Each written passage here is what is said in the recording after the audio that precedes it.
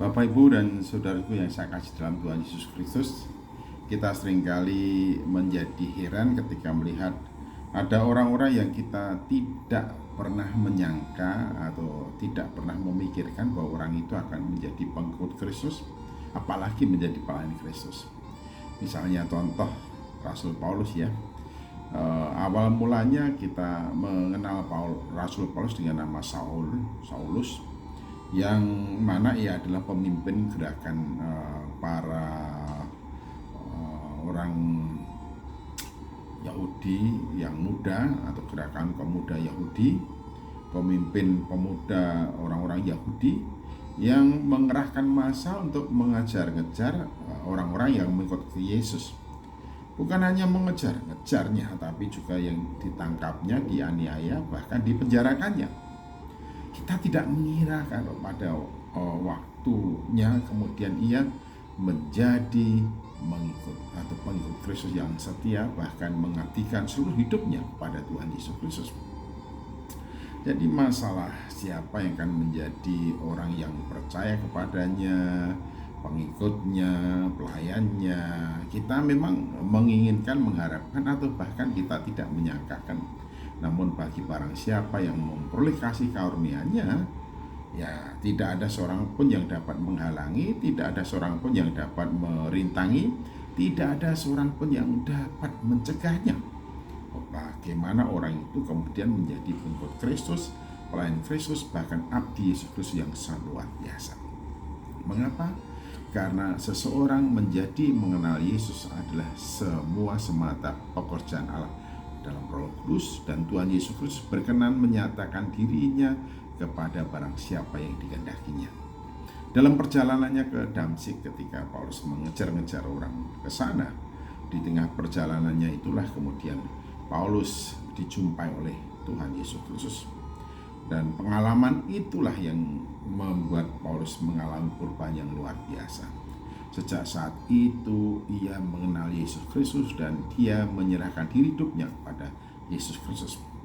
Dan Paulus bersaksi kepada kita semua dalam satu pernyataan demikian. Sebab Allah yang telah berfirman, dari dalam gelap akan terbit terang. Ia juga yang membuat terangnya bercahaya di dalam hati kita, supaya kita boleh terang dan dari pengetahuan tentang kemuliaan Allah yang tampak pada wajah Yesus. Berdasarkan pengalaman ini juga, Paulus mendoakan orang-orang di Filipi supaya orang-orang Filipi mengenal kasih-Nya, semakin mengenal kasih-Nya, betapa dalam, luas, tinggi, lebar kasih-Nya.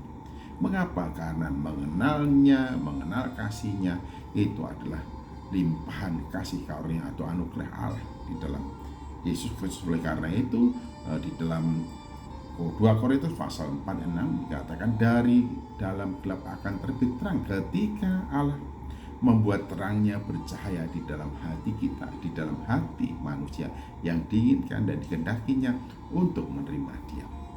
Nah, didasarkan ini juga maka kita mestinya tanpa ragu-ragu, tanpa tawar hati, tanpa bimbang, dan harus dengan penuh keberanian menyatakan siapakah Yesus itu kepada setiap orang. Kita tidak perlu ragu, bimbang memberitakan Injil Yesus Kristus kepada setiap orang. Karena apa? Pada dasarnya Allah sendiri yang menerangi pikiran dan hati seseorang sehingga orang itu mengenal Yesus Kristus. Tugas kita adalah hanyalah menyampaikan kepada setiap orang bahwa Allah mengasihi mereka, menyatakan dirinya dalam diri Yesus Kristus, berkorban untuk menanggung segala dosa kita, sehingga barang siapa yang percaya kepadanya tidak binasa melainkan boleh kehidupan yang kekal. Jadi tugas kita adalah menyampaikan kabar gembira itu kepada barang siapa. Masalah percaya atau tidak bukan urusan kita. Menyerahkan segala apa yang kita lakukan kepada Allah.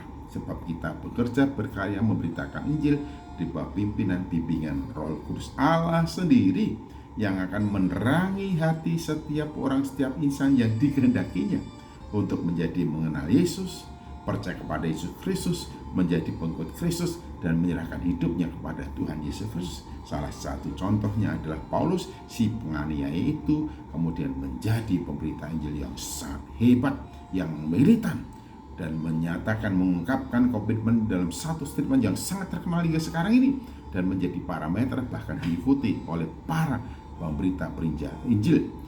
Bagiku hidup adalah Kristus dan mati adalah keuntungan. Ingat, Allah yang akan menerangi hati setiap orang yang dikehendakinya untuk mampu mengenal siapakah Yesus Kristus itu.